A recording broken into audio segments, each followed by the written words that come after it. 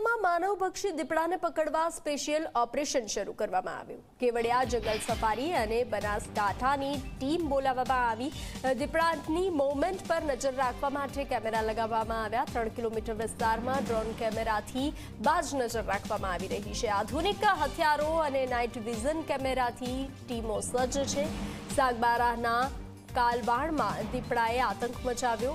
બાળકીને મોતને ઘાટ ઉતારી महिलाને પણ ઘાયલ કરી હતી। ઘટના બાદ કોલવાણ સહિત વિસ્તારમાં દહેશતનો માહોલ ફેલાયો હતો। હિંસક બનેલા દીપડાને તાત્કાલિક પાંજરે પૂરવો જરૂરી છે, તો ઓપરેશન શરૂ કરવામાં આવ્યું છે। वन विभाग में जो पहला हमला हुआ 27 तारीख को जो हमला हुआ था, जिसमें बच्ची की डेथ भी हुई, दुर्घटना घटी जो, उसके बाद हमने वहाँ पे पहले तो ट्रैप कैमरे हमने यूज़ करे हैं कि वो दुबला कहाँ आ रहा है, उसका मूवमेंट पता चले। साथ में उसको पकड़ने के लिए केजेस यूज़ करे हैं। करीब 10 केजेस हमारे पास इंस्टॉल्ड हैं वहाँ पे।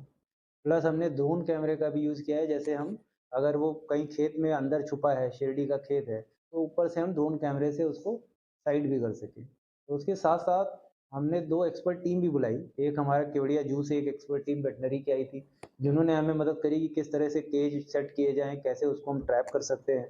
प्लस एक बनासकांठा की एक वाइल्ड लाइफ की एक्सपर्ट टीम है, वो भी हमने बुला रखी है, तो दैट कि अगर दीपड़ा ऐसी किसी अवस्था में मिलता है जहाँ पे हम उसको ट्रैंक्लाइज करके रेस्क्यू कर सके, तो वो भी हम करें।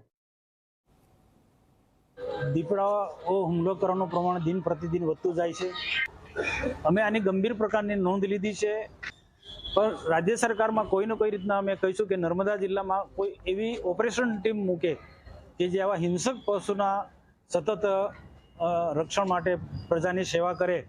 એ પ્રકારના કોઈ પ્રકારની એવો સ્કોડ ટ્રાઇબલ વિસ્તારમાં ખાસ કરીને આવો જરૂર છે, કારણ કે જંગલોમાં જે પશુ રહેતા હતા એ જંગલ ખતમ થઈ જવાના કારણે એ ગામડાઓ તરફના ખાસ કરીને જે શેરડી કે કેળોના ખેતરોમાં કે સિંચાઈની ખેતી કરે તો તેવા ખેતરોમાં આવા દીપડા કે હિંસક પ્રાણીઓ એ આવવા માંડ્યા છે, જે આવનારા દિવસમાં નર્મદા જિલ્લા માટે એક ચિંતાનો વિષય છે।